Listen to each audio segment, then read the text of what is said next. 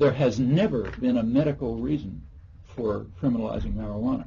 I looked through the history of this if you're interested. I don't know if you want me to run through it, but it's an interesting history.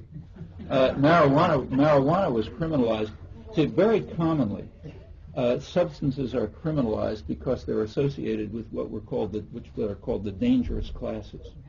You know, poor people or working people.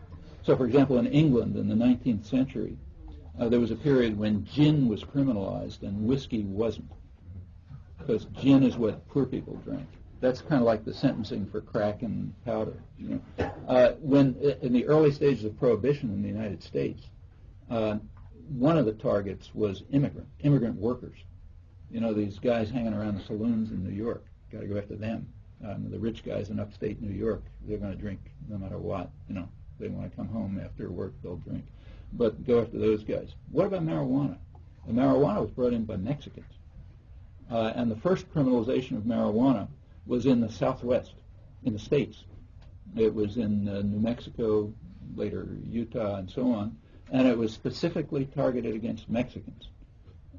It didn't get criminalized in the United States until shortly after Prohibition ended.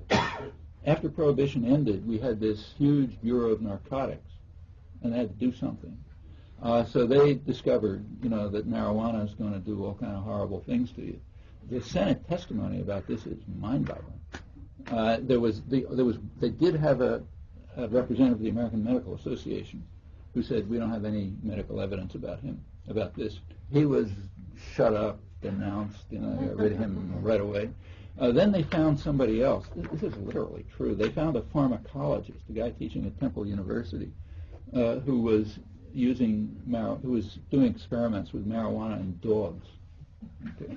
And they brought this guy in to test. The testimony is hilarious. You know, you really have to read it. They brought this guy in. He testified that when he gave marijuana to dogs, they went insane. You know, they did all kind of things.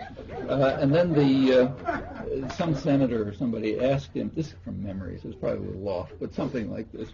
It's in the 30s. They asked the guy, well, have you ever tried marijuana on humans? So he said, yeah, I tried it on himself.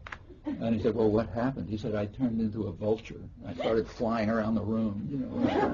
So oh my God, this stuff is terrible. It makes people insane. And marijuana, it was declared by Congress that marijuana makes people insane. But then something happened. It turned out that lawyers, defense lawyers, got the idea, okay, I can use this for an insanity defense. So if a guy was found, you know, who killed 3 cops, his lawyer would say, well, you know, he had marijuana before, so he was insane, so he can't do anything. And people were getting off on charges, you know, like cop killing, for example, on the claim that they had marijuana. So all of a sudden it was discovered that marijuana doesn't make you insane. Congress decided, sorry, it doesn't make you insane because we want to wipe that out. The next idea was marijuana is an entry drug. It's the drug you take and then you go on to something else. Well, there was never any evidence for that, but that was decided. And then in the early 50s, something else happened. Marijuana is being brought in here by red Chinese to poison the American population and destroy us, you know. So therefore, we got to stop marijuana. And it kind of goes on like this. Actually, the peak of marijuana use was, as I said, in the 70s. But that was rich kids, so you don't throw them in jail. You know, and then it got seriously criminalized. You know, you really throw people in jail for it when it was poor people. I mean, that's roughly the history. The detailed history is quite interesting.